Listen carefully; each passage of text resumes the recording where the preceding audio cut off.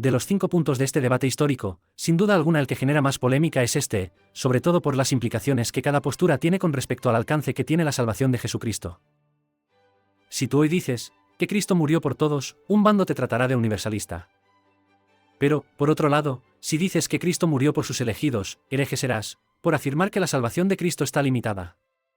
En ambos bandos la polémica se acrecienta cuando los dos tienen fundamentos bíblicos de peso que apoyan cada una de sus posturas, y aquí la importancia de saber explicar esta doctrina para evitar caer en falacias. Por eso en este vídeo no solo abordaremos los pensamientos que tienen calvinistas y arminianos sobre el alcance de la salvación, sino que explicaremos bíblicamente todo el concepto de la expiación, para así poder comprender aún más las posturas de cada bando.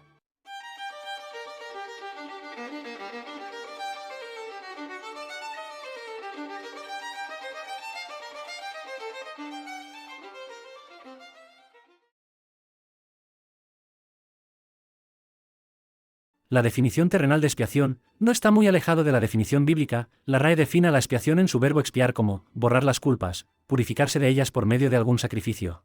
En términos bíblicos, la expiación es la manera en que Dios ha borrado todos los pecados del hombre y se ha reconciliado con él por medio de la obra sacrificial de Cristo. Para entender todo esto, debemos irnos al primer punto de este vídeo, la caída del hombre. Luego de la desobediencia y la traición del hombre a Dios en el jardín del Edén, este no solo fue expulsado del paraíso, sino que delante del trono de Dios, era culpable y merecedor de toda la ira en su justo juicio.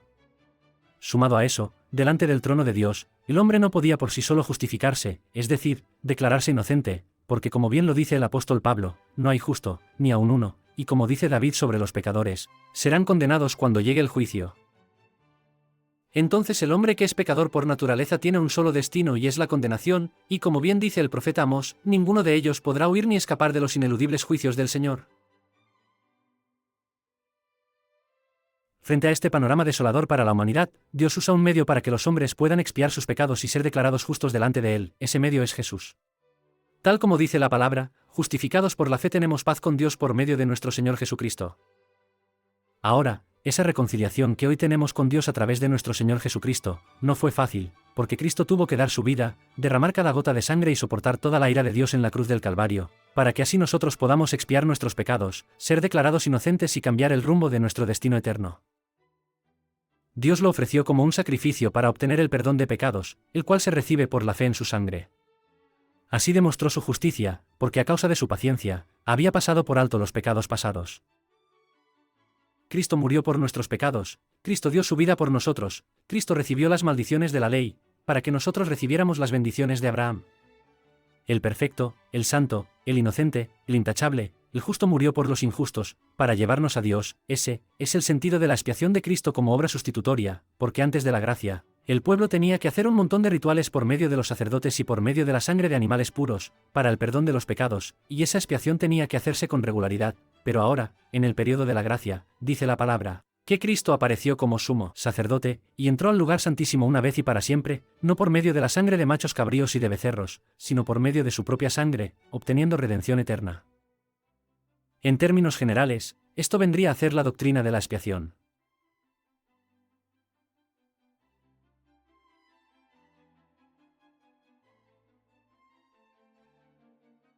La pregunta suscitada anteriormente fue respondida por los arminianos en el artículo número 2 de su documento ante el Sínodo de Dort. Ahí ellos dijeron, amablemente Jesucristo, el Salvador del mundo, murió por todos los hombres y por cada hombre, de modo que obtuvo para todos ellos, por su muerte en la cruz, la redención y el perdón de los pecados. Sin embargo, nadie realmente disfruta de este perdón de pecados excepto el creyente, según la palabra del Evangelio de Juan. Porque tanto amó Dios al mundo, que dio a su Hijo unigénito, para que todo aquel que en él cree, no perezcan, pero tengan vida eterna. Y en la primera epístola del apóstol Juan, y él es la propiciación por nuestros pecados, y no solo por los nuestros, sino también por los de todo el mundo. Lo que hizo que los calvinistas quedaran atónitos en ese momento fue la frase, Jesucristo murió por todos los hombres y por cada hombre. Esta frase tomada así a la ligera, se presta para la propagación de la herejía del universalismo, porque esta doctrina falsa enseña que todos se salvarán. Claramente, los arminianos no creen en esta herejía, pero sí dicen que la expiación de Cristo es por toda la humanidad y representa la iniciativa de Dios para salvar al mundo entero, pero se sabe que no todos se salvarán, sino solo los que tomen la iniciativa de creer en Cristo. Ellos afirman que la expiación de Cristo fue para todos los pueblos, pero los beneficios de su sacrificio, es decir, el perdón de pecados y salvación, son efectivos solo para aquellos que creen en Cristo. Por otro lado, los calvinistas, para evitar malas interpretaciones, siempre afirman que el sacrificio de Cristo es suficiente y poderoso para cubrir y limpiar todos los pecados de la humanidad, pero claramente, Cristo no vino a derramar sangre por personas que al final se perderán.